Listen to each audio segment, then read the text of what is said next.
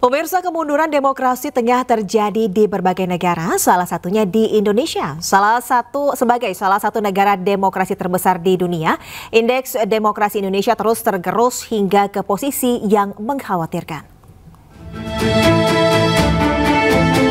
The Economist Intelligence Unit merilis data nilai indeks demokrasi di Indonesia hanya di angka 6,44%. Posisi Indonesia berada di 56 dari total 167 negara. Indonesia mengalami kemunduran demokrasi dengan kategori flawed demokrasis atau demokrasi cacat. Wakil Ketua Umum DPP Partai Perindo Ferry Kurnia Rizkiansyah dalam diskusi di Pusat Studi Kebijakan Negara Fakultas Hukum Universitas Padjadjaran Bandung, Jawa Barat, menekankan peran partai politik yang harus betul-betul kuat melaksanakan fungsi pengawasan terhadap sistem demokrasi agar berjalan dengan baik. Partai politik betul-betul kuat, dia memberikan tradisi check and balance yang ada, sehingga inilah ruang-ruang yang memang harus kita lakukan, termasuk mekanisme pemilihan umum misalnya. Sekarang kan sedang dibuka nih ruang untuk revisi pemilihan umum, revisi undang-undang pemilihan umum.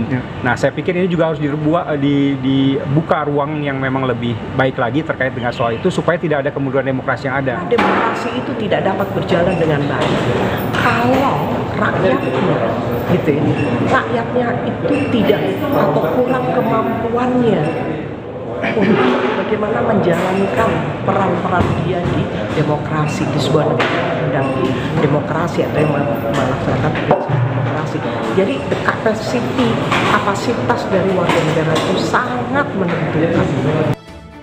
Indonesia menghadapi tantangan serius menjaga kualitas demokrasi yang memerlukan perhatian menyeluruh terhadap berbagai aspek. Perlindungan berbagai institusi negara dari pelemahan juga harus menjadi prioritas utama untuk menjaga fungsi pengawasan dalam menjaga sistem pemerintahan demokrasi agar berjalan baik dan efektif. Dari Bandung, Jawa Barat, Yanuar Candika, iNews melaporkan. Pakar telematika Roy Suryo mendatangi kantor Kejaksaan Negeri Jakarta Selatan. Roy meminta Kejaksaan segera menangkap Ketua Umum Solidaritas Merah Putih, Sylvester Matutina.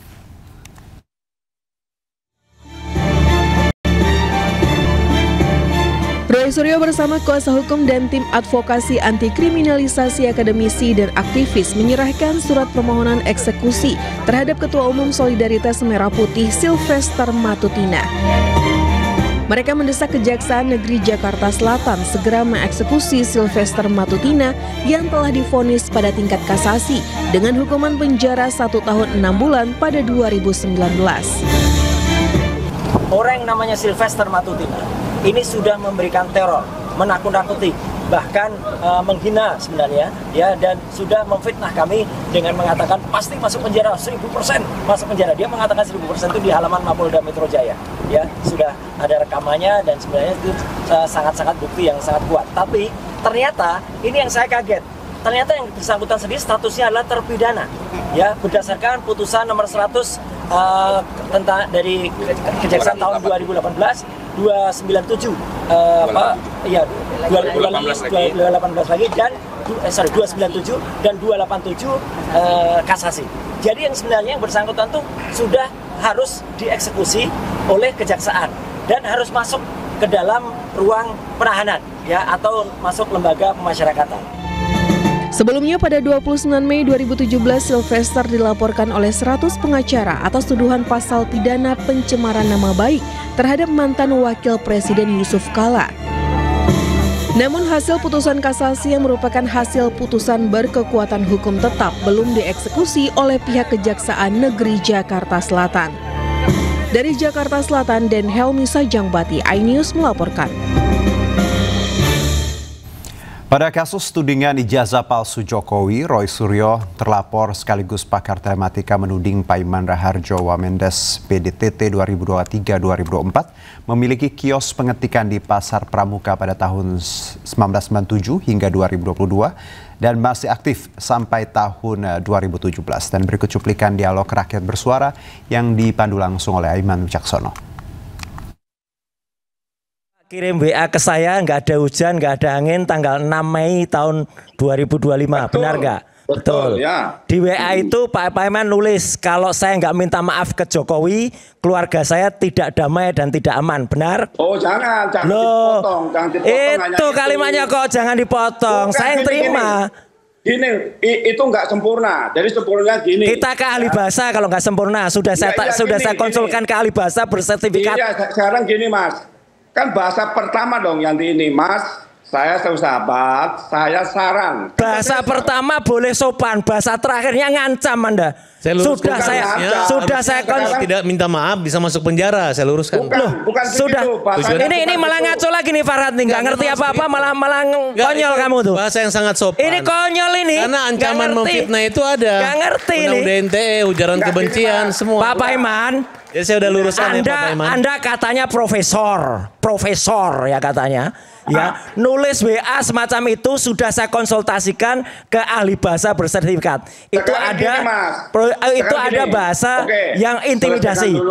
Satu, saya selesaikan. Yang kedua, benar nggak setelah itu Anda mengakui dan Anda minta maaf ke saya pada WA berikutnya? Loh, saya jawab Mas ya. Ya nggak? Minta maaf nggak Anda? Iya betul. Nah, saya sudah. Terus Anda kalau sudah minta maaf kok tiba-tiba nuntut itu kan nggak sopan itu. Sebentar. Loh, terus Anda ngakui nggak kalau Anda pernah punya kios di Pasar Pramuka pengetikan tahun 97 sampai 2002. Tapi banyak sekali orang-orang di Pasar Pramuka dan itu sudah ada nama-namanya. Anda masih aktif di sana sampai 2015 masih nampak sampai 2017. Itu saja. Ya, silakan jawaban. Ya, gini Mas ya. Mas seorang dokter, tapi cara berpikirnya egois. Egoisnya apa? Saya kan dari awal kan ini, kan saya begini, Mas, saya sudah melihat istri Pak Jokowi secara langsung mata kepala saya sendiri dan dari penjelasan. Lihat di mana? Maka, lo dengerin dulu tadi. Lihat di mana? Lihat di mana? Oh, di rumahnya saya. Tanggal berapa? Tanggal 3 April. Oke, nanti buktinya apa untuk lihat di tanggal 3 April itu? Tanya aja Pak Jokowi. Wah, orang kayak gitu ditanya. Konyol ini. Ya baik, pegiat media sosial Tifauzia Tiasuma alias Dr. Tifa menilai Presiden ke-7 Republik Indonesia Joko Widodo mengalami sakit berat. Bahkan penyakitnya bukan sekedar alergi kulit. Pejabat publik, seorang tokoh, ya kan? Sehingga kita semua itu yang memiliki kompetensi itu harus memberikan pandangan kita, saran kita, itu sebagai rasa empati kita. Saya tidak melihat ada orang di sekitar beliau itu memberikan empati yang sama. Ya, kamu dengan cara menghina, jadi beliau, Masya Allah, diam dulu. Bisa diam kan ya? Jadi gayanya saya cuma ibu ini cuma gaya halus tapi jahat. Ya, makanya jadi terlapor. Saya berikan kesempatan pada Bung Farhad. Silakan. Ya. Silakan, Dokter Tifa. Karena dia motong saya Pak tadi. Maunya kamu dengar dulu omongan saya. Iya. Oke. Silakan. Mungkin udah nggak sabar. pengen ngomong sama saya. Silakan. Silakan ngomong. Saya kok. Silakan. Tadi jatah saya ngomong, kamu potong. Enggak apa-apa. Silakan. Nanti saya berikan kesempatan. Boleh. Silakan. Sekarang ya. Jadi saya melihat beberapa bulan sejak tanggal 24 April 2025, orang-orang di sekitar Pak Joko Widodo tuh nggak ada satupun yang benar-benar memberikan sebuah kelayakan bagi beliau yang sedang sakit berat. Saya sebagai dokter, ya, master saya dalam bidang imunologi, saya tahu persis ya bahwa beliau itu bukan sekedar alergi kulit karena sabun. Anda bisa lihat ya, kalau orang kena alergi kulit atau kena alergi cuaca, dalam 3-5 hari dokter sederhana saja bisa menyembuhkan beliau. Itu ngejek. Tapi itu. ini sudah lama sekali. Ya kok mengejek tuh gimana ya, bagi saya kalian mengejek, makanya saya dengarin supaya orang tua ibu dalam keadaan mengejek orang nih. Mas Aiman, saya nggak bisa bicara dengan baik kepada rakyat Indonesia. Diselesaikan sedikit lagi. Jangan ngejek. Nanti saya berikan kesempatan pada Bung Farhad, Bung Reli. Bisa jawab nggak? Ya. Jadi saya ini sebagai dokter tuh memberikan sebuah saran yang proporsional sesuai profesi saya. Ya, sampai saya saking khawatirnya, saya selalu berulang-ulang saya mengatakan, Pak Jokowi nggak bisa diobati di Indonesia. Beliau harus dibawa ke rumah sakit Guangzhou. Karena saya sangat sembuh kok sekarang? Udah sembuh? Oh bukan. Anda dokter apa bukan? Kamu ngejek. Anda dokter apa bukan? Saya bukan dokter, tapi kamu nggak pantas. Dokter aja nggak boleh membongkar rahasia orang. Kalau bukan review, Farhad. Baik, kita beralih ke informasi berikutnya. Pemirsa, Pemprov Jakarta membatalkan rencana alih fungsi lapangan sepak bola di Kedoya, Kebun Jeruk, Jakarta Barat menjadi arena padel. Kebijakan ini disambut baik oleh warga yang aktif menggunakan lapangan khususnya untuk pengembangan sepak bola anak usia dini.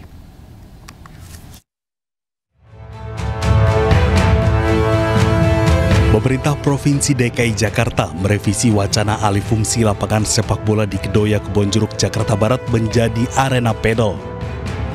Warga menyambut baik pembatalan alih fungsi tersebut dan berharap lapangan dapat digunakan seperti semula, khususnya untuk pengembangan bakat sepak bola usia dini.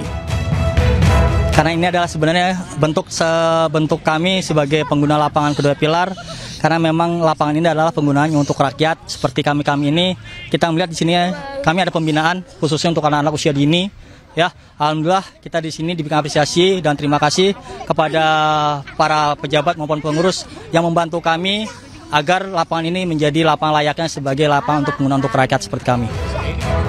Sebelumnya, wacana alih fungsi lapangan sepak bola di Kedoya, Jakarta Barat ramai diprotes warga sekitar.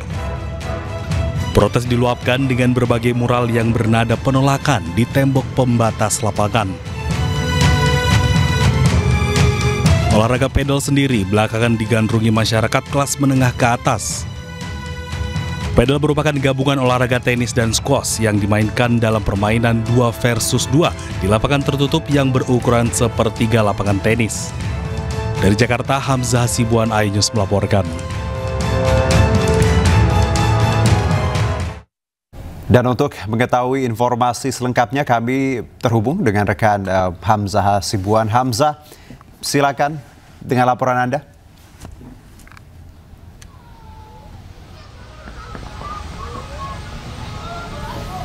Ya Juno dan juga pemirsa, saat ini kami sudah berada di lapangan sepak bola Jalan Pilar 1 Kedoya, Jakarta Barat, di mana sebelumnya terdapat wacana terkait dengan lapangan sepak bola ini akan dialihfungsikan menjadi lapangan pedal yang merupakan olahraga yang saat ini sedang digandrungi khususnya oleh masyarakat kelas menengah ke atas. Dan bisa dilihat Juno di belakang saya saat ini lapangan di Kedoya Selatan ini memang sudah kembali ke semestinya, di mana Pemprov DKI Jakarta ini juga sudah membatalkan proses alih fungsi lapangan sepak bola menjadi lapangan pedal. Dan untuk mengetahui terkait dengan tanggapan masyarakat yang memang sehari-hari menggunakan lapangan sepak bola ini, saya sudah bergabung dengan salah satu warga, dengan Bapak siapa Pak? Bapak Agus.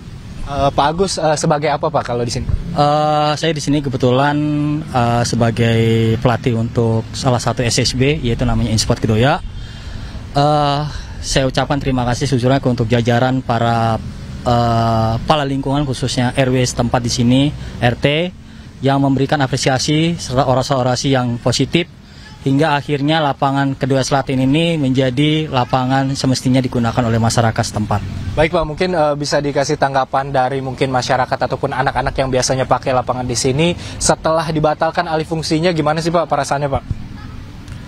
Perasaannya tidak bisa diungkapkan dengan kata. Mereka bersyukur, sujud syukur kepada Allah SWT. Mereka senang, mereka bahagia. Akhirnya mereka bisa menggunakan lapangan ini sebagai mestinya mereka lakukan untuk olahraga masyarakat setempat. Baik Pak, emang yang biasanya pakai di sini ini dari kalangan mana sih Pak? Mungkin dari dewasa, anak-anak, atau bagaimana Pak? Untuk penggunaan lapangan di sini itu digunakan dari anak-anak usia dini hingga dewasa. Yang terakhir Pak, mungkin harapannya ke depannya untuk lapangan sepak bola Kedoya ini Pak? Harapannya yang pertama khususnya adalah perbaikan agar lapangan ini layak digunakan kembali. Mudah-mudahan seperti lapangan-lapangan yang lain disintetis, kemudian bisa digunakan untuk masyarakat sekitar maupun masyarakat yang ingin menggunakan lapangan ini. Siap. Terima kasih Pak Agus, semoga sukses selalu ya Pak. Ya, itu dia Juno dan pemirsa, memang penggunaan lapangan sepak bola Kedoya Jakarta Barat ini banyak digunakan khususnya untuk pembinaan anak-anak usia dini juga. Tadi saat kami hadir di sini pada siang hari, memang para anak-anak ini mulai dari umur di bawah 11 tahun sedang melakukan latihan sepak bola di lapangan Kedoya ini, sehingga memang ini sempat muncul penolakan dari masyarakat sekitar Kedoya untuk tidak mengalihfungsikan lapangan sepak bola yang biasa digunakan untuk pembinaan anak-anak ataupun atlet-atlet muda di Jakarta Barat sebagai lapangan padel. Dan kami juga nantinya akan mengupdate apakah ini permainan sepak bola di sini akan selalu ataupun kembali digunakan oleh masyarakat sekitar ataupun kembali aktif digunakan dalam olahraga sepak bola. Sementara itu yang dapat kami laporkan. Juno, kembali ke Anda. Baik Hamzah, ruang-ruang publik ini memang harus inklusif ya untuk siapa saja tadi. Terima kasih Hamzah atas laporan Anda, selamat bertugas kembali. Sidang kasus pembunuhan disertai mutilasi dengan terdakwa Mulyana berakhir ricuh di Pengadilan Negeri Serang, Banten. Keluarga korban tak kuasa menahan amarah karena menginginkan pelaku mendapatkan penderitaan yang sama seperti korban.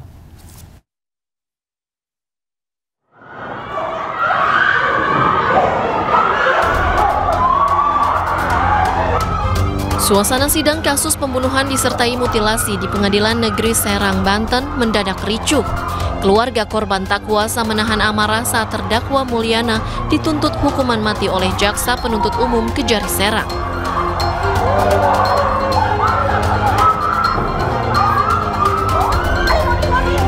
Aparat yang bertugas dengan sigap langsung mengamankan terdakwa agar terhindar dari serangan warga. Kericuhan ini pun membuat pagar pembatas ruang sidang roboh. Keluarga korban mutilasi Siti Amelia tidak kuasa menahan tangis dan emosi saat sidang pembacaan tuntutan. Emosi keluarga pecah saat hakim menerima tuntutan yang dibacakan oleh Jaksa Penuntut Umum. Pihak keluarga berharap terdakwa dituntut lebih dari hukuman mati, yakni dengan hukuman mutilasi. Hukuman Hayasi maunya hukuman mutilasi, minimal hukuman mati. Sama lagi? Iya, kepinginan seperti itu. Karena dia sangat biadab, dengan sudah membunuh sangat biadab, bahkan dia memfitnah henti-hentinya sudah saya itu. Padahal kan polisi sudah menyatakan tidak, dia tetap aja gitu, tetap aja. Jadi kan sempat rusuh juga ya Pak sebentar tadi. Itu alasannya apa Pak? Jadi saking nggak kuatnya, karena kejahatan, kebiadaban yang itu lakukan, yang dia lakukan itu. Sementara penasihat hukum dari pihak korban merasa cukup puas dengan pembacaan tuntutan oleh Jaksa Penuntut Umum. Menurutnya, fakta-fakta persidangan sudah cukup membuat terdakwa mendapatkan hukuman mati. KUHP juga sudah diatur terkait pledoi, setiap terdakwa itu berhak mengajukan pledoi atau nota pembelaan seperti itu. Tapi sudah cukup puas Pak? Kami menghormati dan apresiasi terhadap Jaksa Penuntut Umum, sudah objektif, sudah mempunyai rasa keadilan, dan itu sesuai dengan harapan keluarga korban menuntut Mulyana dengan pasal 340.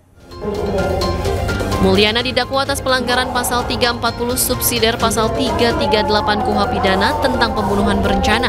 Berdasarkan pasal tersebut, Mulyana mendapatkan tuntutan hukuman mati. Hakim memberikan waktu 7 hari untuk kuasa hukum terdakwa menyusun pledoi atas tuntutan tersebut.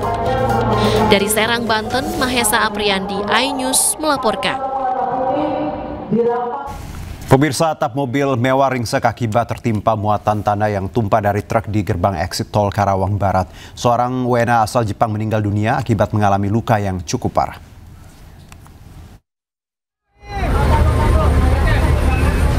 Kecelakaan melibatkan truk dan mobil mewah bermula saat truk bermuatan tanah melaju dari arah Jakarta hendak keluar gerbang tol Karawang Barat. Saat di lokasi, truk tiba-tiba oleng dan terbalik hingga menimpa kendaraan yang berada di sampingnya. Peristiwa ini mengakibatkan sopir truk dan sopir mobil mengalami luka-luka. Satu korban meninggal dunia yang merupakan WNA asal Jepang akibat terjepit di bagian tengah mobil yang tertimpa badan truk. Proses evakuasi korban berlangsung dramatis dan memakan waktu hingga 2 jam. Di eksit Karawang Barat, kilometer 47 jalur B, terjadi laka lantas di mana truk bermuatan pasir terguling dan menimpa kendaraan penumpang. Untuk supir truk dan supir kendaraan penumpang tersebut sudah dievakuasi, dibawa ke rumah sakit untuk mendapatkan perawatan medis di RS Rosalia. Sedangkan satu orang warga negara asing terjebak di tengah kendaraan, dan tadi proses evakuasi sempat berjalan kurang lebih 2 jam mengingat banyak sekali pasir yang menimpa dari badan kendaraan tersebut. Untuk saat ini sudah berhasil dievakuasi, kendaraan sudah dikeluarkan dari truk, kemudian korban yang berada di tengah warga negara tersebut juga sudah dilarikan ke rumah sakit terdekat. Dari Karawang, Jawa Barat, Rudi Setiawan, iNews melaporkan. Jadi ini sebenarnya etikanya adalah untuk melindungi nasabah juga, melindungi masyarakat, jangan sampai kita kan juga tidak rela ada yang bunuh diri dan sebagainya karena judi online, terjerat narkotika dan sebagainya. Terima kasih masih bersama kami pemirsa. Untuk mencegah terjadinya kejahatan keuangan, Pusat Pelaporan dan Analisis Transaksi Keuangan memblokir sementara rekening yang pasif selama 3 hingga 12 bulan. Kepala PPATK Ivan Yustiavandana memilih tak banyak bicara saat dimintai tanggapan tentang kebijakan rekening pasif yang menjadi sorotan publik.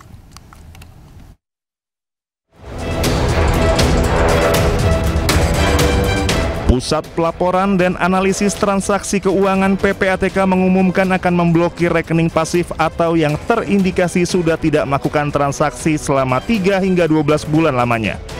Langkah ini dilakukan agar meminimalisir adanya penyalahgunaan rekening. Kepala PPATK Ivan Yustia Vandana memilih tak banyak bicara saat dimintai tanggapan tentang kebijakan rekening pasif yang menjadi sorotan publik. Sedikit Pak. Sedikit Pak. Apa aja Pak? Yang dibahas Pak? Pak tadi yang dibahas. Oh enggak, ya banyak yang dibahas ya. Mungkin bisa tanya ke Pak Mensetnek atau Pak Mensetkap ya. Tadi bahas Dorman juga Pak, ada Gubernur BI soalnya. Enggak sampai ke sana. Tanya beliau ya. Ya, makasih banyak ya. Tapi malam rapatnya ya, rekening Dorman yang Mei 2025 itu berapa Pak yang sebenarnya yang diblokir Pak? Yang dipenghentikan sementara? Ya, kita sudah bikin proses ya, Mas ya. Ya, makasih. Sementara Koordinator Kelompok Substansi Humas PPATK M. Natsir Kongah mengatakan analisis PPATK dalam 5 tahun terakhir menemukan maraknya rekening pasif yang disalahgunakan tanpa sepengetahuan pemiliknya.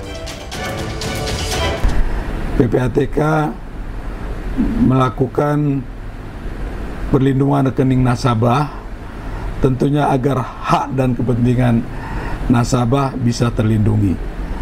Uang nasabah tetap aman dan 100% utuh. Sementara pengacara Hotman Paris Hutapea mengkritik kebijakan tersebut dan menyebut pemblokiran oleh PPATK melanggar hak asasi.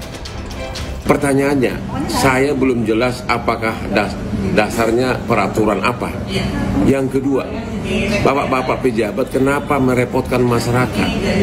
Kalau seorang ibu-ibu di kampung misalnya, dia misalnya buka rekening di bank, dibuka oleh anaknya, kan belum tentu dipakai sama ibunya, apalagi orang kampung. Ya, masa rekeningnya harus dibekukan? Dan itu kan melanggar hak asasi. Bapak-bapak tidak berhak membekukan rekening orang kalau memang dia tidak pakai atau dorman rekeningnya. Bapak tidak berhak, negara tidak berhak. Meskipun diblokir, PPATK menjamin jumlah saldo di rekening pasif tidak akan berkurang.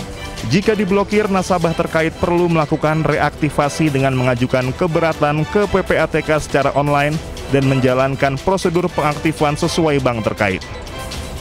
Tim Liputan Anyus melaporkan.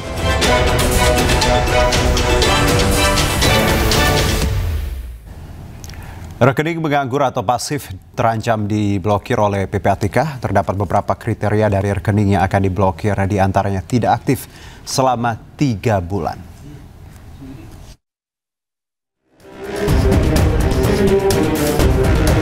PPATK akan membekukan rekening yang tidak aktif transaksi selama 3 bulan. Kebijakan ini mendapat sorotan dari masyarakat lantaran dinilai menyulitkan warga. Kebijakan pembekuan rekening nganggur ini bukan tanpa alasan. PPATK mengklaim pembekuan rekening nganggur ini untuk melindungi kepemilikan rekening agar tidak disalahgunakan oleh pihak lain. PPATK mengatakan kriteria rekening yang bisa dibekukan berupa rekening tabungan, baik atas nama perorangan atau perusahaan. Kriteria kedua adalah rekening giro dan rekening dalam rupiah atau valuta asing. Sementara itu, rekening yang masuk dalam kategori pasif yaitu tidak ada transaksi debit atau kredit, tidak ada transfer masuk atau keluar, dan tidak ada akses melalui ATM, mobile banking, maupun teller bank. Sementara alasan PPATK memblokir rekening pasif atau nganggur adalah untuk menghindari atau mencegah jual beli rekening ilegal dan untuk menghindari atau mencegah tindak pidana pencucian uang, serta menghindari atau mencegah penyimpanan dana hasil kejahatan seperti penipuan, korupsi, dan perdagangan ilegal. Seiring dengan kebijakan itu, Ketua PPATK Ivan Yustia Vandana memastikan nasabah yang rekeningnya dibekukan masih bisa mengajukan permohonan reaktivasi melalui cabang bank dengan memenuhi prosedur yang ditetapkan. Nasabah juga bisa mengakses informasi melalui PPATK tentang status rekening yang dimiliki. Tim Liputan iNews melaporkan. Seorang nasabah membagikan kisah rekeningnya diblokir oleh PPATK dan kesulitan untuk membuka blokir rekeningnya kembali. Padahal ia sangat membutuhkan uang yang ada di rekening tersebut untuk kebutuhan mendesak. Rekening pribadi lu yang udah lama nggak dipakai, tapi masih aktif. Jadi transfernya dari rekening pribadi ke rekening pribadi. Nah, ini itu kejadian sama gue, ATM-nya itu nggak gue pegang. Akhirnya gue telepon call center. Akhirnya gue ceritain lah kronologinya, dari jamnya, transaksinya berapa nominalnya, terus kejadiannya hari apa, pokoknya lengkap dan detail. Akhirnya gue diarahin suruh ke banknya. Pas gue udah ke bank tuh, gue ceritain kembali kronologinya sesuai, terus gue sertakan dengan bukti transaksinya. Si Mbak itu bilang apa? Maaf Bu, ini udah diblokir dari pusat. Terus gue bilang, bukannya ini yang blokir itu Mas CS yang kemarin saya telepon? Enggak, ini diblokirnya dari pusat ya Ibu, dari PPATK kalau nggak salah namanya. Terus gue langsung kaget dong, hah? Ibu tenang dulu ya, ini bukan kasus korupsi. Ini itu kalau misalnya emang udah nggak dipakai rekeningnya dan nggak ada transaksi, meskipun ada uang mengendap, itu bisa terblokir dari pusat. Gue langsung kaget dong. Sekarang ya, gue tuh sangat membutuhkan uang itu. Jadi gue berharap banget kalau uangnya itu bisa diambil. Dan ternyata nggak bisa diambil dong. Nggak bisa diambil sekarang uangnya. Nunggu persetujuan PPATK-nya ACC gitu. Berarti uangnya nggak bisa ya Mbak diambil hari ini juga. Nggak bisa Ibu, mohon maaf banget. Karena harus pengajuan dulu, isi formulir untuk dibuka blokirannya. Itu pasti banget Mbak 7 hari. Gue tanya lagi dong, terus Mbaknya cuma ngomong apa? Belum pasti ya Ibu, di ACC-nya dari pusat. Terus gue bilang, tapi Mbak saya sangat butuh uangnya banget Mbak, tolong banget nih, saya butuh uangnya banget. Iya Bu, saya nggak bisa bantu apa-apa. Saat ini yang saya bisa bantu adalah membuatkan formulir pembukaan blokiran. Ya Allahu Rabbi, di saat lu tuh butuh gitu kan, tapi nggak bisa diambil duitnya. Mungkin dari teman-teman ada yang ngalamin hal yang sama nggak? Boleh sharing dong, kira-kira di ACC-nya tuh lama atau enggak, karena memang butuh banget uangnya. Dan nggak bisa diambil pada saat hari ini juga. Wah. Baik, pemirsa, banyak warga protes dengan kebijakan pemblokiran rekening nganggur, dan untuk membahasnya langsung kita terhubung dengan Deputi Bidang Analisis dan Pemeriksaan PPATK Danang Trihartono dan salah satu korban pemblokiran rekening, Nur Aziza. Assalamualaikum, selamat sore Pak Danang, Mbak Aziza. Selamat sore Mas Juno. Ya, terima kasih sebelumnya sudah bergabung bersama kami. Saya ke Pak Danang, izin terlebih dahulu. Pak Danang, tadi salah satu VT bagaimana pengalaman warga yang rekening blokir dan prosesnya yang bisa dibilang ribet. Bagaimana Anda melihat banyak penolakan dan juga keluhan dari warga yang rekeningnya tiba-tiba diblokir tanpa pemberitahuan, Pak Danang? Ya, jadi begini, tujuannya kan sudah disampaikan jelas di banyak media, tujuannya apa dengan penghentian transaksi PPATK. Namun perlu diingat bahwa yang kami hentikan adalah rekening dorman.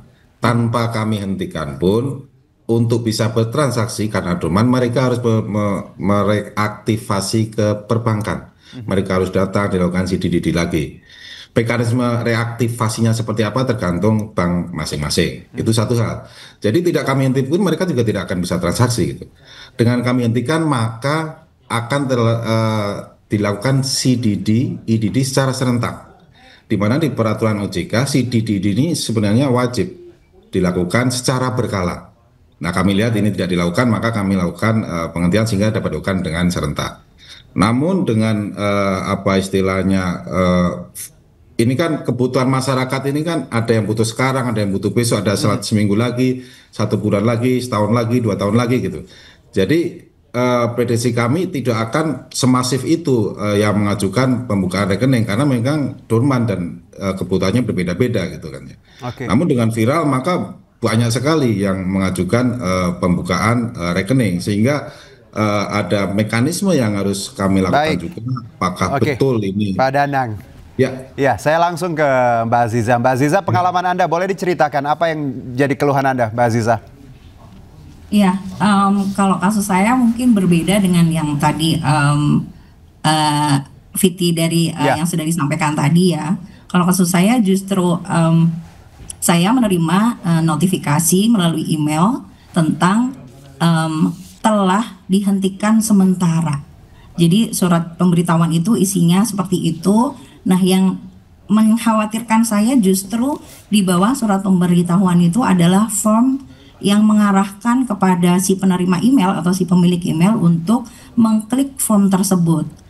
Saya sih kemarin curiganya jangan-jangan ini phishing ya, meskipun di rekening saya juga jumlahnya tidak 2 atau 3 digit begitu ya, tapi buat saya satu handphone untuk semua aplikasi di situ tuh ya sangat berharga begitu. Nah, kasusnya berbeda dan kok saya jadi merasanya mungkin ini temuan baru ya Pak ya, Jadi kebijakan yang disampaikan justru membuka seperti membukakan jalur baru begitu untuk pelaku phishing gitu. Jadi langsung mereka mengirimkan notifikasi atau pemberitahuan telah dihentikan sementara. Saya sih minta ke PPATK, alangkah baiknya surat pemberitahuan penghentian sementara itu seperti apa. Itu juga mungkin perlu dibagikan juga kepada masyarakat. Mbak Aziza, jadi Mbak Aziza terima email yang belum tentu tadi benar, tapi rekeningnya tidak diblokir untuk saat ini. Nah, saya kan terima pemberitahuan telah dihentikan sementara. Tapi sampai hari ini saya masih bisa melakukan transaksi keuangan. Mulai dari transfer, mulai dari penarikan, bahkan cek saldo melalui mobile banking. Rekening Mbak Aziza sebenarnya tidak diblokir ya? Iya, tidak diblokir. Tapi saya menerima pemberitahuan bahwa rekening saya telah dihentikan sementara. Baik. Tapi apakah aktivitas di rekening Mbak ini normal, Mbak? Tiap bulan atau tadi disebutkan sempat lenggang atau sempat tidak ada aktivitas beberapa bulan? Tidak setiap bulan juga sih, karena saya kan freelancer ya. Jadi kalau ada pekerjaan aja ada yang masuk ke rekening itu. Jadi ya boleh dibilang nggak setiap bulan rutin yang kayak misalnya payroll per tanggal 25 tidak, tapi ya kalau ada pekerjaan saja saya bisa menerima, ada transaksi di situ. Berarti tapi terakhir ya saya masih bisa bertransaksi sih sampai kemarin malam. Baik, Pak Danang, tadi kalau disebutkan Mbak Aziza, ternyata Mbak Aziza belum diblokir, tapi ada notif seperti itu ya, yang menyatakan bahwa ada pemberitahuan akan diblokir. Apakah ini resmi atau memang ini modus kejahatan baru, Pak, ketika PPATK mempunyai skema ini dan ditangkap cepat oleh pelaku kejahatan, Pak Danang? Tanggapan Anda? Ya, terima kasih Mbak Aziza atas informasinya. Jadi notifikasi email segala macam itu harusnya resmi dari perbankan. Jadi kalau ada hal-hal yang mencurigakan, yaitu mungkin ada seperti yang disampaikan tadi, ada yang memanfaatkan situasi ini untuk phishing, bisa jadi karena memang dengan mengklik itu nanti diminta mengisi data pribadi dan sebagainya kan, jadi terambil data pribadinya dan digunakan oleh pelaku tindak pidana. Tapi yang jelas bahwa harus melalui jalur-jalur resmi perbankan yang bersangkutan, apalagi nasabah tersebut tidak dihentikan tapi kan dapat pemberitahuan penghentian, itu jelas satu hal yang mengarah ke tindak pidana malah gitu. Baik Pak Danang dan juga Mbak Aziza, saya langsung ajak Anda dan juga pemirsa untuk melihat bagaimana tanggapan warga sebenarnya terkait kebijakan ini. Kita simak bersama. Berarti kayak kurang setuju ya, karena kurang tidak setuju karena ada orang-orang yang punya rekening simpanan itu loh, untuk cadangan itu kan bisa jadi dia 3 bulan juga nggak aktif. Ini kalau misalkan dinonaktifkan oleh pemerintah kan jadi merugikan masyarakat. Jadi kasihan mereka yang punya rekening simpanan cadangan untuk tabungan tuh, ketika dinonaktifkan tuh berbahaya gitu. Kalau saya tidak setuju, karena kan belum tentu orang yang memiliki rekening dari satu itu akan melakukan transaksi yang kurang baik. Menurut saya itu tidak setuju sih saya. Kalau saya sih nggak setuju ya, karena rekening itu kan selain untuk bertransaksi kan orang juga membutuhkan untuk menabung kan ya. Pasti untuk ketika orang ingin menabung, dia mempunyai beberapa tabungan. Contoh hal untuk menabung untuk anak, untuk tabungan orang tua atau apapun gitu kan ya. Ketika dia dibekukan kan sayang, tabungannya nggak bisa diambil atau nggak bisa ditarik lagi gitu. Baik, tadi tanggapan dari warga. Langsung saya ke Pak Danang lagi, Pak. Kalau kita lihat bagaimana warga menilai penolakan ini, kebijakan ini, karena banyak memang yang mereka mungkin Pak untuk dana darurat disimpan dan tidak digunakan beberapa waktu karena memang untuk simpanan Pak, seperti itu. Plus juga ada komen yang saya baca Pak cukup menarik. Kalau jumlahnya MM-an mungkin, tapi kalau angkanya masih jutaan, belasan, mbok ya jangan diblokir atau Pak. Iya. Jadi begini Mas Juno, ya. Sebenarnya yang dihentikan itu tidak akan berkurang dananya 1% pun, dan bahkan itu bisa langsung diaktifasi apabila memang nasabahnya sesuai dengan database perbankan. Yang sering terjadi kan banyak sekali rekening ini yang sudah dikuasai oleh orang lain. Sehingga ini yang digunakan tindak pidana gitu, Mas. Dan ini dark number-nya juga banyak sekali dari jutaan gitu ya. Kita bisa melihat tahun kemarin 41 triliun deposit masyarakat judi online itu menggunakan rekening penampungan dari identitas yang sudah dipindahkan ke orang lain. Lalu dengan penipuan yang jumlahnya 10 triliun per tahun.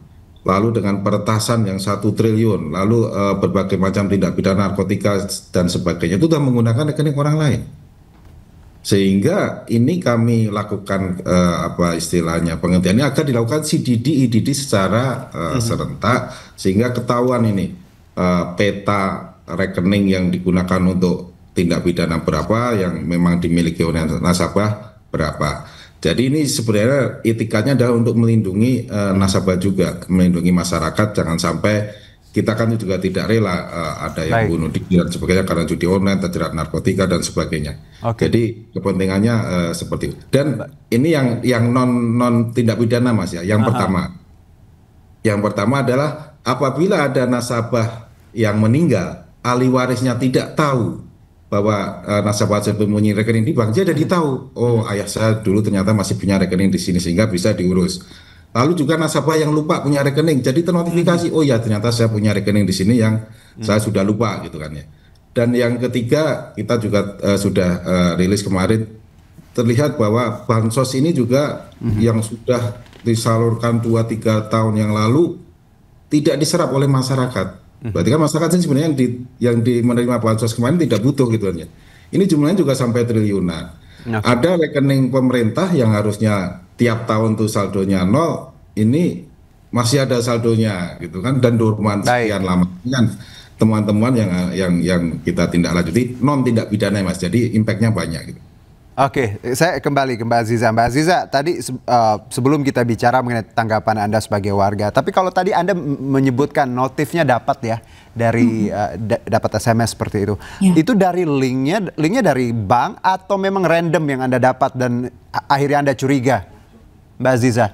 Itu dari akun, namanya banknya, lalu newsletter. Dan itu juga lengkap dengan warna banknya, lalu terus juga menyebut ya seperti surat pemberitahuan dari bank. Tapi Anda isi atau seperti apa? Tidak? Enggak, saya tidak klik itu. Saya langsung hanya baca surat pemberitahuannya saja, lalu saya buang saja ke tempat sampah di email. Dan habis itu saya langsung cek di mobile banking apakah benar saya menjadi salah satu nasabah yang ini juga harus gitu jadi concern kita ya untuk nasabah agar lebih pintar lagi ketika ada modus. Tapi saya kepada Danang, Pak, ini notif seperti ini lumrah atau memang ada pemberitahuan nggak sih Pak ketika rekening akan diblokir karena tidak ada aktivitas Pak Danang? Mohon maaf Pak Danang, boleh di-unmute terlebih dahulu Pak? Ya, silakan.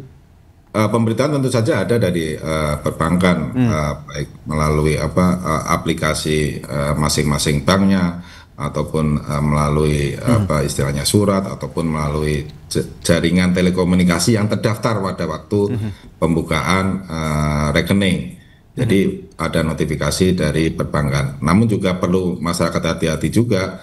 Kalau memang dia tidak dihentikan dapat notifikasi seperti itu, tentu saja ini indikasinya adalah scam gitu ya. Apalagi akunnya aktif ya Pak ya, transaksi, jadi tidak perlu jangan dihiraukan. Pak, sedikit saja Pak, ini kan kebijakannya yang kena banyak rakyat kecil Pak, kayak tadi mbak-mbak lagi naik ojek gitu ya, yang mungkin uangnya tidak seberapa Pak gitu Pak, dibandingkan MM-an milik some random people di sana, di luar sana. Apakah kebijakan ini akan dikaji Pak? Karena banyak yang teriak ini anak warga-warga kecil Pak.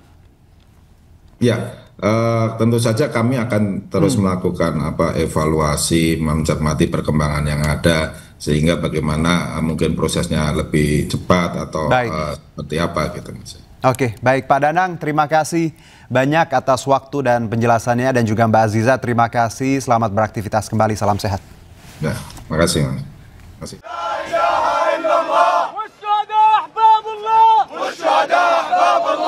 Warga Gaza terlihat menghadiri pemakaman sejumlah warga Palestina yang dilaporkan tewas akibat dugaan serangan Israel pada hari Kamis. Tak hanya itu, beberapa di antaranya meninggal dunia karena kelaparan.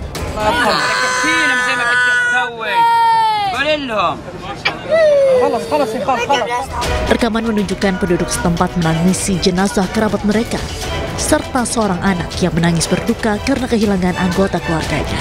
Para pelayat juga terlihat melaksanakan sholat jenazah. WHO mengungkap laporan jumlah kematian di Gaza akibat kelaparan selama tahun 2025 terjadi 74 kasus. Terbanyak terjadi pada bulan Juli, yakni mencapai 63 kasus, termasuk 25 anak dan 38 orang dewasa. Sebagian besar dari mereka dinyatakan meninggal setibanya di fasilitas kesehatan atau meninggal tak lama setelah itu. WHO menyebut korban yang meninggal menunjukkan tanda-tanda kelaparan parah. Diketahui banyak warga Gaza mengalami malnutrisi setelah terjadi pemblokiran akses serta penundaan pengiriman makanan dan bantuan kemanusiaan berskala besar oleh Israel.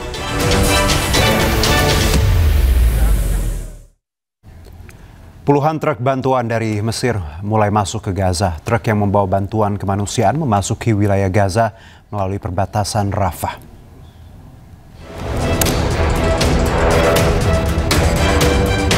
Truk berisi bantuan kemanusiaan kembali memasuki jalur Gaza dari Mesir. Truk-truk mulai menyeberang ke Gaza melalui perbatasan Rafah, membawa makanan pokok, pasokan medis, dan bahan bantuan lainnya untuk warga sipil yang terkena dampak krisis yang sedang berlangsung di Gaza. Mesir menyediakan hampir 80% dari seluruh bantuan kemanusiaan yang saat ini bergerak menuju Gaza. Sejak hari Senin, sejumlah truk bantuan memasuki jalur Gaza melalui perlintasan Rafah di tengah krisis kelaparan yang disebabkan oleh blokade Israel. Pihak berwenang Palestina mengatakan Gaza membutuhkan 600 truk bantuan setiap harinya untuk memenuhi kebutuhan 2,4 juta penduduk wilayah tersebut.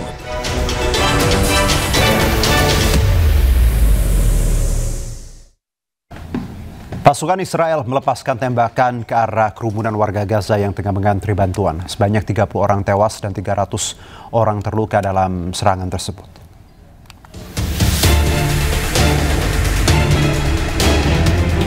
Badan Pertahanan Sipil Gaza mengatakan pasukan Israel melepaskan tembakan ke arah kerumunan orang yang sedang menunggu bantuan kemanusiaan di Gaza Utara. Sebanyak 30 orang tewas dan 300 orang terluka akibat rentetan tembakan dari militer Israel. Warga pun terlihat membawa jenazah korban tewas dan luka-luka akibat tembakan Israel di atas palet kayu, sebab ambulans tidak dapat mencapai lokasi kejadian. Peristiwa ini dilaporkan terjadi sekitar 3 km di sebelah barat daya titik penyeberangan Zikim, Gaza Utara untuk truk-truk bantuan yang masuk ke Gaza. Rekaman yang diambil pada hari Rabu di dekat perlintasan Zikim di Gaza Utara ini menunjukkan orang-orang mencari pasokan makanan setelah truk bantuan masuk dan bantuan udara dilakukan di area tersebut. Kerumunan besar orang terlihat menaiki truk bantuan, sementara yang lain membawa karung-karung tepung di punggung mereka.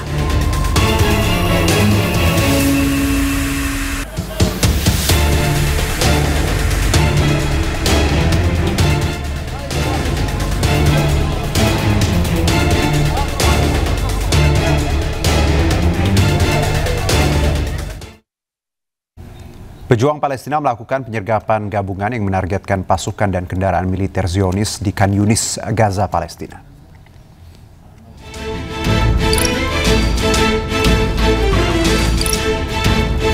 Dalam rangkaian operasi Batu Daud, pejuang Palestina terus melakukan penyergapan gabungan terhadap pasukan Zionis yang dilakukan secara gerilya. Dalam video yang dirilis oleh Brigade Al-Qassam, pejuang Hamas menargetkan pasukan dan kendaraan militer Israel di daerah Abbasan Kabira di timur kota Khan Yunis di selatan jalur Gaza, Palestina.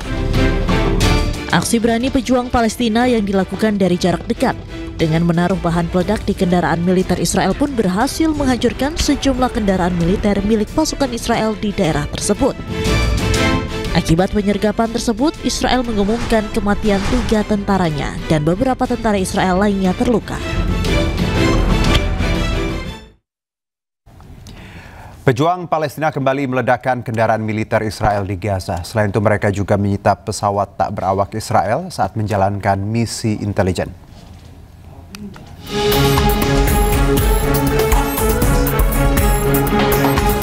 Saraya Al-Quds merilis video yang menampilkan rekaman peledakan kendaraan militer Zionis di sebelah timur lingkungan Al-Tufah di kota Gaza, Palestina. Dalam video tersebut, para pejuang Palestina menyiapkan bom yang kemudian ditanam di galian tanah. Tak berselang lama, kendaraan-kendaraan Israel yang lewat meledak hebat saat tak sengaja melintasi jebakan yang dipasang para pejuang Palestina. Tak hanya mengebom kendaraan militer Zionis Israel, Al-Quds juga menyita pesawat tak berawak Israel saat menjalankan misi intelijen. Kita ke informasi lainnya, pemirsa. Kematian diplomat Arya Daru Pangayunan masih menjadi misteri. Meski dinyatakan tidak ada keterlibatan pihak lain dalam kematian diplomat Daru, namun pihak keluarga masih menyangsikan. Apa? Foto 8 menurutnya. Kematian diplomat Arya Daru Pangayunan membuat publik geger. Kondisi korban yang terlakban di bagian kepala hingga muka membuat banyak spekulasi terkait penyebab kematian. Apalagi saat ditemukan posisi kepala korban dilakban dengan rapi, dan pihak polisian pun telah mengeluarkan hasil penyidikan yang menyatakan tidak ada keterlibatan pihak lain dalam kematian diplomat Daru. Namun pihak keluarga masih berharap ada keadilan untuk Arya Daru.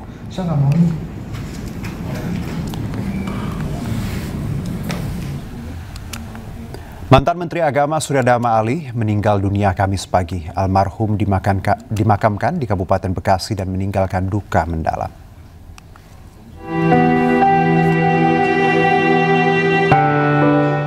Isak tangis mewarnai kepergian mantan Menteri Agama Surya Dharma Ali. Surya Dharma Ali tutup usia di Rumah Sakit Mayapada Kuningan pada Kamis pukul 4:25 pagi. Kepergian almarhum menyisakan duka mendalam, tidak hanya bagi keluarga, namun juga bagi kerabat dan tokoh yang melayat. Wakil Presiden ke-13 Ma'ruf Amin yang bertakziah ke rumah duka menyampaikan bahwa almarhum adalah sosok yang baik dan meninggalkan kesan mendalam. Orang yang patah hati dan bisa diteladani, saja manusia biasa, ada kurangnya siapapun sempurna. Baik, kebaikannya lebih banyak. Surya Dharma Ali dimakamkan di Pondok Pesantren Miftahul Ulum, Cikarang Barat, Kabupaten Bekasi. Almarhum diantar puluhan orang dari rumah duka ke tempat peristirahatan terakhirnya. Air mata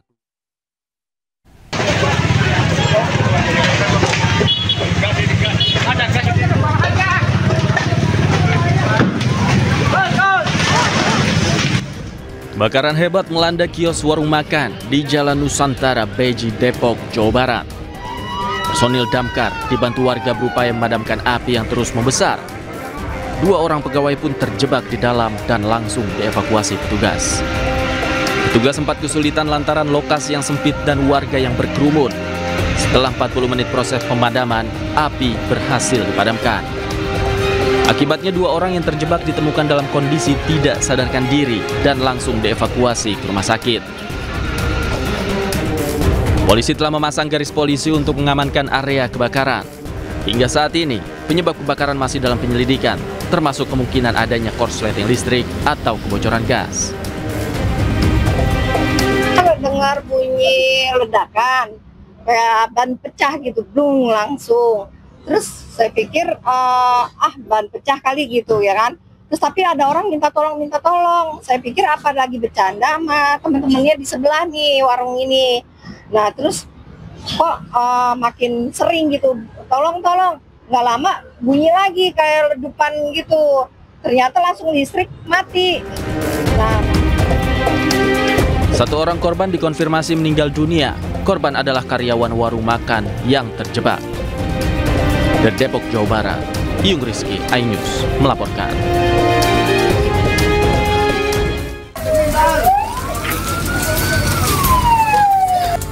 Kobaran api dengan cepat menghanguskan tempat penampungan limbah barang bekas yang berada di Desa Mekarwangi, Cikarang Barat, Kabupaten Bekasi, Jawa Barat. Ini udah nyamper. Sejumlah warga menyebut kobaran api tiba-tiba muncul dari salah satu lapak penampungan limbah. Banyaknya bahan plastik yang mudah terbakar membuat api dengan cepat membakar seluruh isi bangunan dan merambat ke bangunan lainnya yang posisinya berdekatan.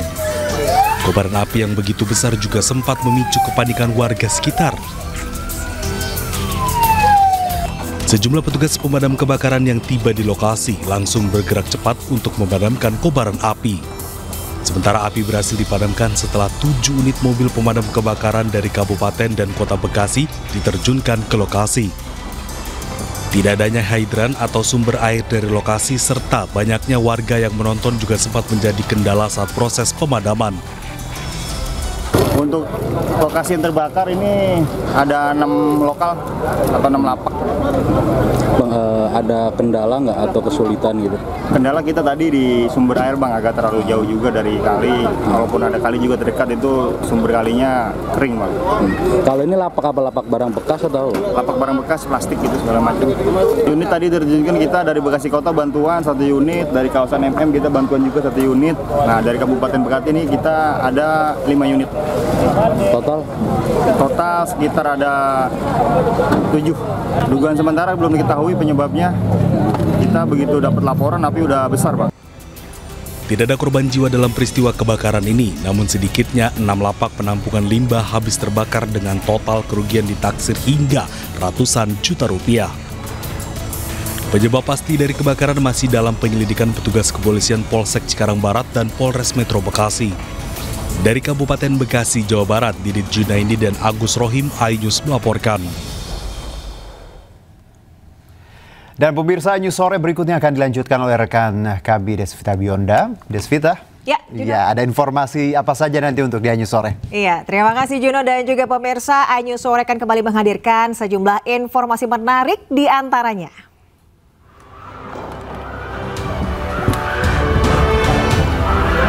Sidang kasus pembunuhan disertai mutilasi di Pengadilan Negeri Serang, Banten berakhir ricuh.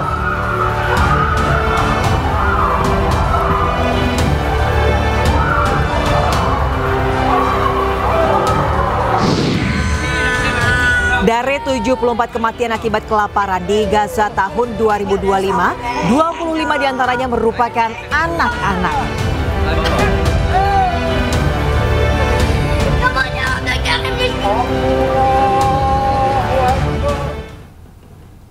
Pemirsa, polisi memastikan jasad pria di plafon sebuah gedung perusahaan di Pulau Gadung, Jakarta Timur merupakan seorang teknisi.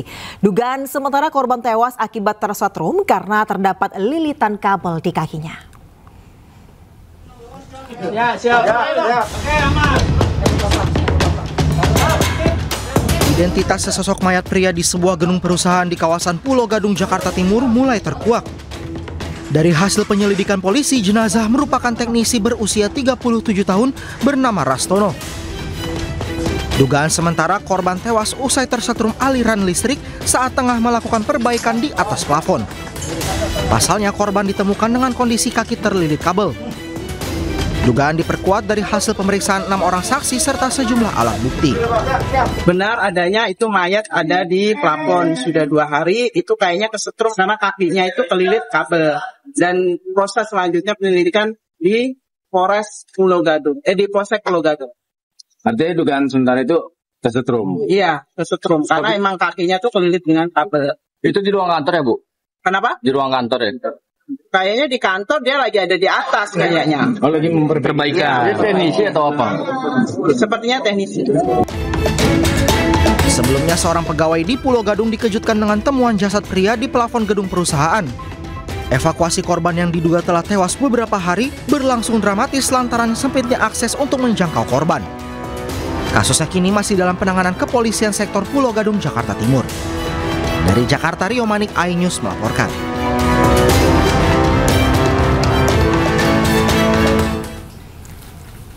Untuk mencegah terjadinya kejahatan keuangan, Pusat Pelaporan dan Analisis Transaksi Keuangan memblokir sementara rekening yang pasif selama 3 hingga 12 bulan.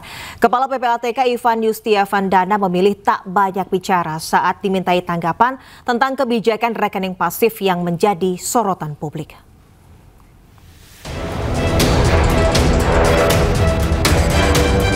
Pusat Pelaporan dan Analisis Transaksi Keuangan PPATK mengumumkan akan memblokir rekening pasif atau yang terindikasi sudah tidak melakukan transaksi selama 3 hingga 12 bulan lamanya.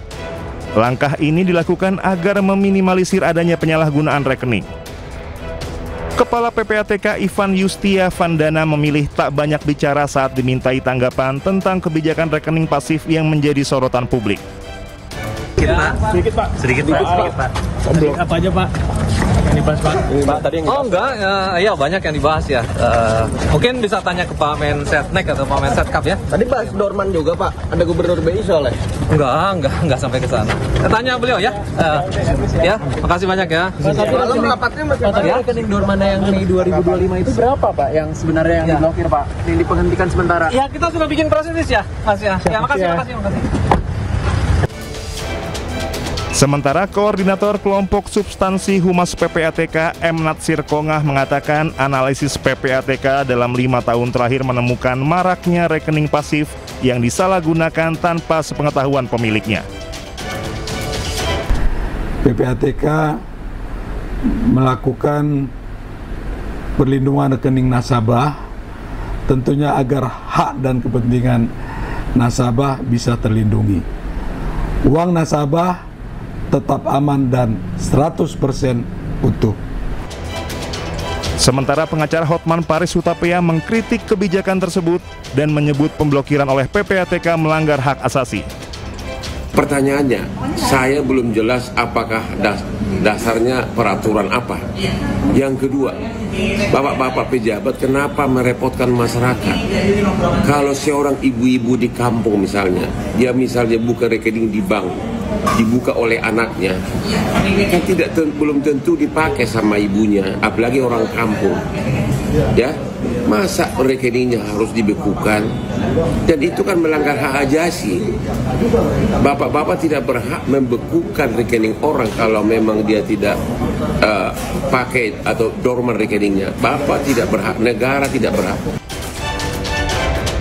Meskipun diblokir, PPATK menjamin jumlah saldo di rekening pasif tidak akan berkurang. Jika diblokir, nasabah terkait perlu melakukan reaktivasi dengan mengajukan keberatan ke PPATK secara online dan menjalankan prosedur pengaktifan sesuai bank terkait. Tim Liputan Anyus melaporkan.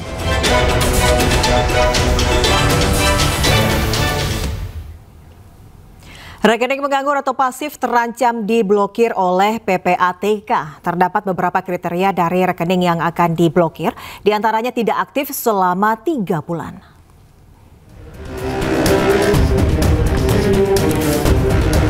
PPATK akan membekukan rekening yang tidak aktif transaksi selama 3 bulan. Kebijakan ini mendapat sorotan dari masyarakat lantaran dinilai menyulitkan warga. Kebijakan pembekuan rekening nganggur ini bukan tanpa alasan. PPATK mengklaim pembekuan rekening nganggur ini untuk melindungi kepemilikan rekening agar tidak disalahgunakan oleh pihak lain. PPATK mengatakan kriteria rekening yang bisa dibekukan berupa rekening tabungan, baik atas nama perorangan atau perusahaan. Kriteria kedua adalah rekening giro dan rekening dalam rupiah atau valuta asing. Sementara itu rekening yang masuk dalam kategori pasif yaitu tidak ada transaksi debit atau kredit, tidak ada transfer masuk atau keluar, dan tidak ada akses melalui ATM, mobile banking, maupun teller bank. Sementara alasan PPATK memblokir rekening pasif atau nganggur adalah untuk menghindari atau mencegah jual beli rekening ilegal dan untuk menghindari atau mencegah tindak pidana pencucian uang, serta menghindari atau mencegah penyimpanan dana hasil kejahatan seperti penipuan, korupsi, dan perdagangan ilegal. Seiring dengan kebijakan itu, Ketua PPATK Ivan Yustia Vandana memastikan nasabah yang rekeningnya dibekukan masih bisa mengajukan permohonan reaktivasi melalui cabang bank dengan memenuhi prosedur yang ditetapkan. Nasabah juga bisa mengakses informasi melalui PPATK tentang status rekening yang dimiliki. Tim Liputan iNews melaporkan. Ya, seorang nasabah membagikan kisah rekeningnya diblokir oleh PPATK dan kesulitan untuk membuka blokir rekeningnya kembali. Padahal ia sangat membutuhkan uang yang ada di rekening tersebut untuk kebutuhan mendesak. Pernah nggak sih lu salah transfer ke rekening pribadi lu yang udah lama nggak dipakai tapi masih aktif? Jadi transfernya dari rekening pribadi ke rekening pribadi. Nah itu kejadian sama gue. ATM-nya itu nggak gue pegang. Akhirnya gue telepon call center. Akhirnya gue ceritain lah kronologinya. Dari jamnya, transaksinya berapa nominalnya, terus kejadiannya hari apa. Pokoknya lengkap dan detail. Akhirnya gue diarahin suruh ke banknya. Pas gue udah ke bank tuh, gue ceritain kembali kronologinya sesuai. Terus gue sertakan dengan bukti transaksinya. Si Mbak itu bilang apa? Maaf Bu, ini udah diblokir dari pusat. Terus gue bilang, bukannya ini yang blokir itu Mas CS yang kemarin saya telepon. Enggak, ini diblokirnya dari pusat ya Ibu, dari PPATK kalau nggak salah namanya. Terus gue langsung kaget dong, Ibu tenang dulu ya, ini bukan kasus korupsi. Ini itu kalau misalnya emang udah nggak dipakai rekeningnya dan nggak ada transaksi, meskipun ada uang mengendap, itu bisa terblokir dari pusat. Gue langsung kaget dong, sekarang ya, gue tuh sangat membutuhkan uang itu. Jadi gue berharap banget kalau uangnya itu bisa diambil. Dan ternyata nggak bisa diambil dong, nggak bisa diambil sekarang uangnya. Nunggu persetujuan PPATK-nya ACC gitu. Berarti uangnya nggak bisa ya Mbak diambil hari ini juga? Nggak bisa Ibu, mohon maaf banget karena harus pengajuan dulu isi formulir untuk dibuka blokirannya. Itu pasti banget Mbak 7 hari. Gue tanya lagi dong, terus Mbaknya cuma ngomong apa? Belum pasti ya Ibu, di ACC-nya dari pusat. Terus gue bilang, tapi Mbak saya sangat butuh uangnya banget Mbak, tolong banget nih, saya butuh uangnya banget. Iya Bu, saya nggak bisa bantu apa-apa. Saat ini yang saya bisa bantu adalah membuatkan formulir pembukaan blokiran. Ya Allahu Rabbi, di saat lu tuh butuh gitu kan, tapi nggak bisa diambil duitnya. Mungkin dari teman-teman ada yang ngalamin hal yang sama nggak? Boleh sharing dong, kira-kira di ACC-nya tuh lama atau enggak, karena memang butuh banget uangnya. Dan nggak bisa diambil pada saat hari ini juga. Kita ke informasi lainnya, pemirsa, tidak hanya ada fenomena Rojali atau rombongan jarang beli dan Rohana atau rombongan hanya nanya, kini ada juga fenomena roh halus alias rombongan hanya mengelus-elus. Fenomena roh halus merupakan sekelompok orang yang datang ke mal hanya untuk memastikan kualitas dan membandingkan harga suatu produk yang ujung-ujungnya belanja di toko online.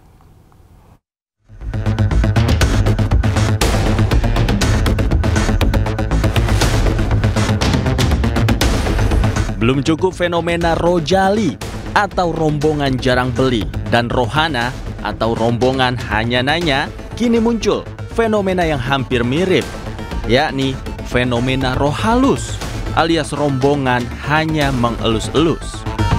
Fenomena roh halus menyoroti sekelompok orang yang datang ke mal hanya untuk memastikan kualitas dan ukuran serta mencari perbandingan harga suatu produk.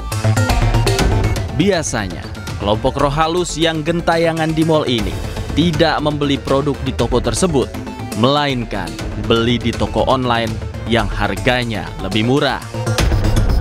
3 fenomena yang tengah marak di pusat perbelanjaan ini menjadi tantangan serius bagi sektor retail dan usaha mikro kecil dan menengah di tengah ketidakpastian ekonomi nasional. Kendati demikian, Asosiasi Pengelola Pusat Belanja Indonesia menyebut fenomena ini bukanlah hal baru. Rojali ini selalu terjadi sepanjang waktu begitu di pusat perbelanjaan begitu. Hanya saja memang intensitasnya ataupun jumlahnya yang selalu berubah dari waktu ke waktu begitu ya. Jadi kan seperti kita ketahui pusat perbelanjaan itu fungsinya bukan hanya sekedar sebagai tempat belanja saja, tetapi ada faktor fungsi-fungsi lain seperti edukasi, pendidikan, hiburan dan sebagainya begitu. Badan Pusat Statistik juga turut menyoroti fenomena ini. BPS menyebut bahwa fenomena ini patut diamati karena bisa menjadi cerminan tekanan ekonomi pada kelompok rumah tangga tertentu. Rojali adalah sinyal penting bagi membuat kebijakan untuk tidak hanya fokus menurunkan angka kemiskinan, tetapi juga memperhatikan bagaimana untuk ketahanan konsumsi dan stabilitas ekonomi rumah tangga pada kelas menengah bawah. Amati teman-teman semuanya, apakah yang Rojalinya itu ada pada kelas atas, kelas menengah, atau rentan, atau bahkan yang di kelas miskinnya. Kami belum sampai survei ke arah Rojali. BPS juga menegaskan, fenomena ini dinilai penting untuk mendesain ulang arah kebijakan pemerintah. agar persaingan dagang antara toko online dan toko offline tidak semakin ketat. Dari Jakarta, tim liputan iNews melaporkan. KPK memutuskan untuk banding atas putusan Majelis Hakim Pengadilan Tipikor yang menghukum Hasto Kristianto dengan pidana 3,5 tahun penjara. Keputusan ini diambil karena vonis Hasto kurang dari 2/3 tuntutan. Ketua KPK Setio Budianto mengungkap jaksa penuntut umum memiliki batas waktu sampai besok untuk menyampaikan sikapnya. Ia juga menyerahkan seluruh keputusan tentang vonis Hasto pada Direktur Penuntutan KPK. Rencananya KPK juga akan mengajukan banding atas vonis Hasto karena putusan pengadilan menghukum Hasto kurang dari 2/3 dari tuntutan jaksa penuntut umum. Sudah tahu putusannya seperti apa, ya. Jadi jaksa masih punya waktu itu sampai dengan besok, sampai dengan hari Jumat. Ya, saya serahkan sepenuhnya kepada Direktur Penuntutan, kemudian kepada jaksa penuntut umumnya untuk melakukan pembahasan di tingkat direktorat dan kedeputian. Nah, karena waktunya sampai besok, gitu. Setelah itu nanti diajukan, baru akan dikaji oleh pimpinan. Tapi belum ada sikapnya Pak ya, banding atau menerima putusan? Ya, kita tunggu sampai besok, karena batas waktunya kan sampai besok terakhir, gitu. Nah, nanti besok silakan diupdate keputusannya akan seperti apa. Gitu. Terkait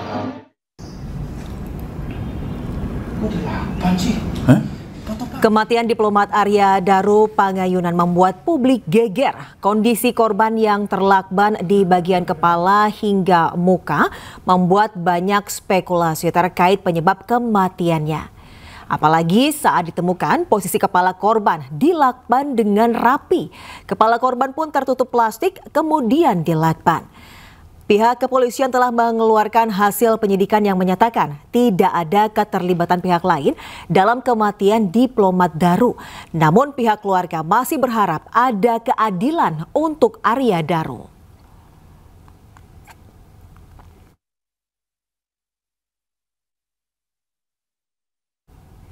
Usai 3 pekan menyelidiki kematian diplomat muda Arya Daru Pangayunan, polisi ungkap kematian Arya tanpa keterlibatan orang lain dan tidak ditemukan adanya tindak pidana.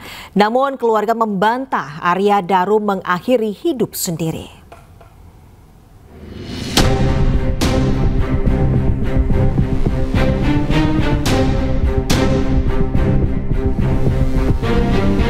Kasus kematian diplomat muda Kementerian Luar Negeri Arya Daru Pangayunan masih menyisakan misteri. Kasus ini pun menarik perhatian publik dan menimbulkan banyak spekulasi yang berkembang di masyarakat. Usai melakukan penyidikan terhadap kematian Arya Daru Pangayunan, Polda Metro Jaya mengungkap kematian diplomat Kementerian Luar Negeri tanpa keterlibatan orang lain. Indikator daripada kematian daripada ADP ini mengarah pada indikasi meninggal tanpa keterlibatan pihak lain. Pada pemeriksaan laboratorium toksikologi tidak ditemukan zat yang menyebabkan gangguan pertukaran oksigen. Tidak ditemukan adanya penyakit atau zat yang dapat menyebabkan gangguan pertukaran oksigen pada organ ataupun jaringan pada korban. Maka sebab kematian korban adalah akibat gangguan pertukaran oksigen pada saluran pernapasan atas yang menyebabkan mati lemas.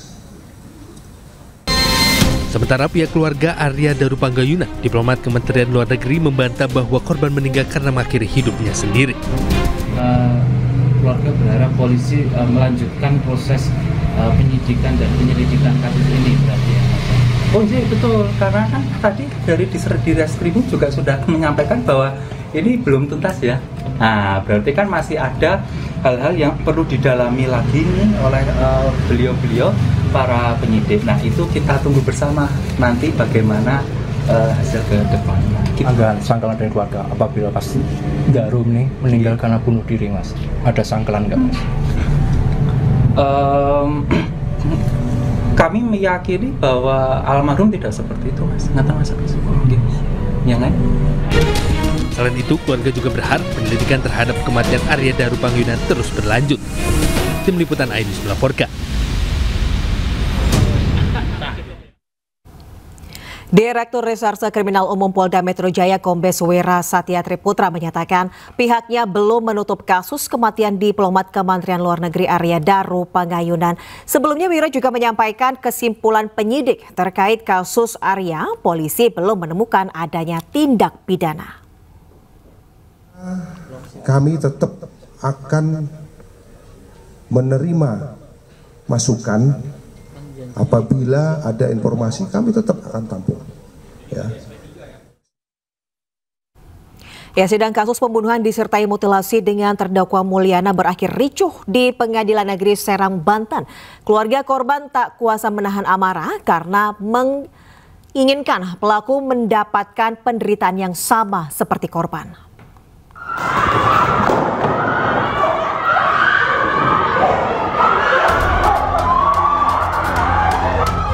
Suasana sidang kasus pembunuhan disertai mutilasi di Pengadilan Negeri Serang, Banten mendadak ricuh. Keluarga korban tak kuasa menahan amarah saat terdakwa Mulyana dituntut hukuman mati oleh Jaksa Penuntut Umum Kejari Serang.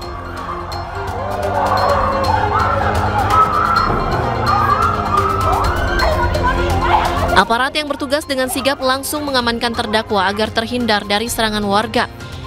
Kericuhan ini pun membuat pagar pembatas ruang sidang roboh. Keluarga korban mutilasi Siti Amelia tidak kuasa menahan tangis dan emosi saat sidang pembacaan tuntutan. Emosi keluarga pecah saat hakim menerima tuntutan yang dibacakan oleh Jaksa Penuntut Umum. Pihak keluarga berharap terdakwa dituntut lebih dari hukuman mati, yakni dengan hukuman mutilasi. Hukuman Hayasi maunya hukuman mutilasi, minimal hukuman mati. Sama lagi? Iya, kepentingan seperti itu. Karena dia sangat biadab, dengan sudah membunuh sangat biadab, bahkan dia memfitnah henti-hentinya oleh saya itu. Padahal kan polisi sudah menyatakan tidak, dia tetap aja gitu, tetap aja. Jadi kan sempat rusuh juga ya Pak sebentar tadi. Itu alasannya apa Pak? Jadi saking nggak kuatnya, karena kejahatan, kebiadaban yang itu lakukan, yang dia lakukan itu. Sementara penasihat hukum dari pihak korban merasa cukup puas dengan pembacaan tuntutan oleh Jaksa Penuntut Umum. Menurutnya, fakta-fakta persidangan sudah cukup membuat terdakwa mendapatkan hukuman mati. KUHP juga sudah diatur terkait pledoi, setiap terdakwa itu berhak mengajukan pledoi atau nota pembelaan seperti itu. Artinya sudah cukup puas Pak? Kami menghormati dan apresiasi terhadap Jaksa Penuntut Umum, sudah objektif, sudah mempunyai rasa keadilan, dan itu sesuai dengan harapan keluarga korban menuntut Mulyana dengan pasal 340. Mulyana didakwa atas pelanggaran pasal 340 subsidiar pasal 338 KUHP pidana tentang pembunuhan berencana. Berdasarkan pasal tersebut, Mulyana mendapatkan tuntutan hukuman mati. Hakim memberikan waktu 7 hari untuk kuasa hukum terdakwa menyusun pledoi atas tuntutan tersebut. Dari Serang, Banten, Mahesa Apriandi, iNews melaporkan. Pemirsa, Wakil Presiden Gibran Rakabuming Raka meninjau langsung proses penyaluran bantuan subsidi upah 2025 di kantor pos Kota Padang, Sumatera Barat. Hal itu dilakukan untuk memastikan pembagian BSU tepat sasaran. Wakil Presiden Gibran Rakabuming Raka turun langsung memastikan bantuan subsidi upah tepat sasaran. Didampingi Menteri Tenaga Kerja Yasir Lee dan Gubernur Sumatera Barat Mahyaldi Ansarullah, penyerahan BSU dilakukan secara simbolis kepada penerima bantuan. Selain itu, penyaluran BSU di Kota Padang, Sumatera Barat ini juga dihadiri Dirut BPJS Ketenagakerjaan Pramudia Iriawan Buntoro, PLT Dirut PT Pos Indonesia Persero Endi Abdurrahman, Direktur Bisnis Jasa Keuangan Pos Indonesia Haris. Sebanyak 94% BSU di Sumatera Barat telah tersalurkan. Walaupun kita sudah berharap sebenarnya PT Pos bisa lebih aktif, tapi tentu kita tetap membuka.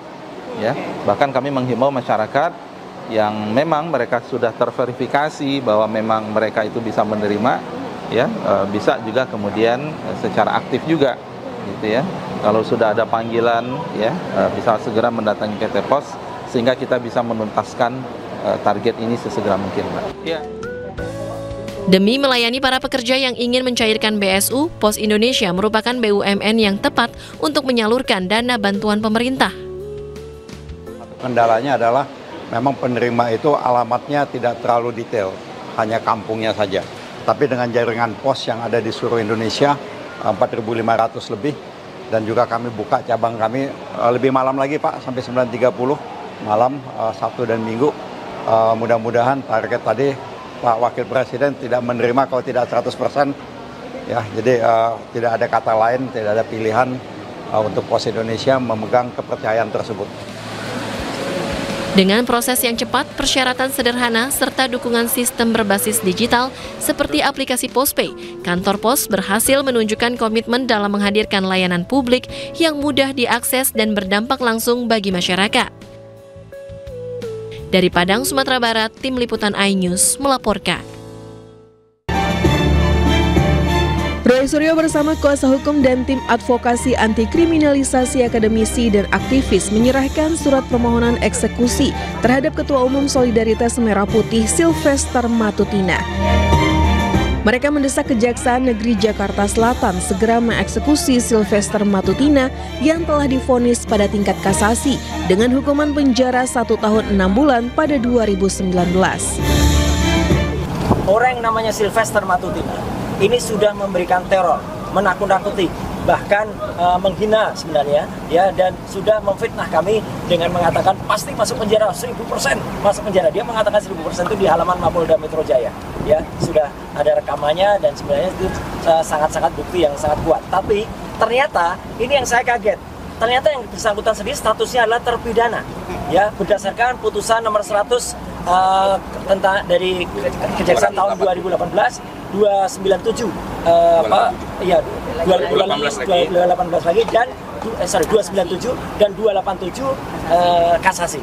Jadi yang sebenarnya yang bersangkutan tuh sudah harus dieksekusi oleh kejaksaan dan harus masuk ke dalam ruang penahanan, ya, atau masuk lembaga pemasyarakatan. Sebelumnya pada 29 Mei 2017, Sylvester dilaporkan oleh 100 pengacara atas tuduhan pasal pidana pencemaran nama baik terhadap mantan Wakil Presiden Yusuf Kala. Namun hasil putusan kasasi yang merupakan hasil putusan berkekuatan hukum tetap belum dieksekusi oleh pihak Kejaksaan Negeri Jakarta Selatan. Dari Jakarta Selatan, Den Helmi Sajangbati, iNews melaporkan. Presiden ke-7 RI Joko Widodo menegaskan tidak pernah menyebut warna partai politik terkait orang besar di balik isu ijazah palsu. Jokowi juga membantah telah menuduh Partai Demokrat atau Presiden ke-6 Susilo Bambang Yudhoyono.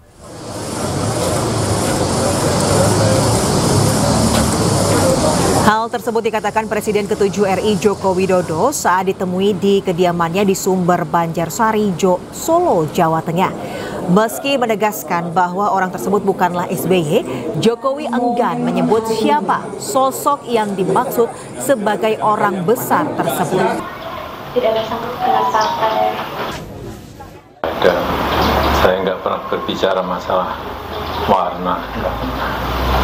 Katanya orang besar itu Pak Jokowi nggak mengetahui, ya? Bukan nggak mengetahui, saya sampaikan ada orang besar yang membackup.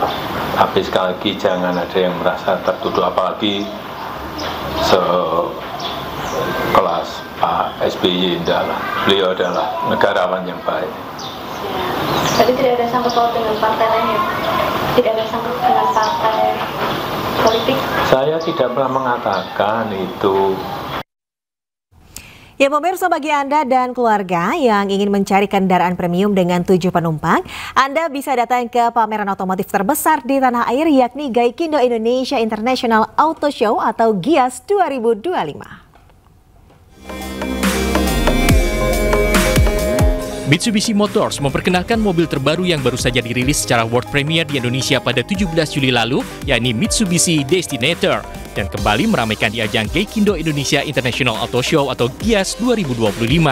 Mobil premium family SUV ini dirancang untuk Anda yang aktif dan dinamis dan juga nyaman untuk keluarga. Diproduksi langsung di pabrik Mitsubishi Motor Kramayuda Indonesia di Bekasi. Destinator menawarkan kabin yang luas hingga baris ketiga yang dapat memuat hingga 7 penumpang. Mitsubishi Destinator hadir dengan berbagai macam fitur mulai dari panoramic sunroof, power seat adjuster, dynamic Yamaha Sound Premium, dan table tray di baris kedua untuk meningkatkan kenyamanan pengguna. Ketika berada di dalam perkotaan, dia akan bergerak sebagai 1500 cc. Tapi ketika kita diajak untuk menuju destinasi yang jalannya naik turun, yang perlu tenaga, dia akan mengeluarkan tenaga yang maksimal. Ini adalah sebuah produk premium family SUV di mana produk ini mengkombinasikan antara practicality dan kenyamanannya sebuah MPV dengan performa dan kekuatannya sebuah SUV. Destinator hadir dalam 3 tipe dengan harga berbeda. Varian GLS dengan entry level dibanderol sekitar Rp385 juta, varian Exit sekitar Rp405 juta, dan Ultimate sebagai varian tertinggi dilepas dengan harga Rp465 juta, serta Rp495 juta untuk Ultimate Premium. Tim Liputan iNews melaporkan. Pasukan Israel melepaskan tembakan ke arah kerumunan warga Gaza yang tengah mengantre bantuan. Sebanyak 30 orang tewas dan 300 orang terluka dalam serangan tersebut. Dan pemirsa, usai sudah kebersamaan kita dalam iNews sore hari ini. Temukan informasi-informasi terbaru lainnya di www.inews.id. Dan cuplikan tayangan berita iNews dapat Anda saksikan di kanal YouTube @official iNews. Dan jangan lupa saksikan iNewsroom sesaat lagi bersama rekan saya Diandra Mukni. Pemirsa, update informasi terbaru Anda dengan berita-berita aktual juga hangat. Dan sejukkan dulu dengan air mineral yang murni dan alami. Saya Deswita Bionda pamit undur diri, selamat beraktivitas, sampai jumpa.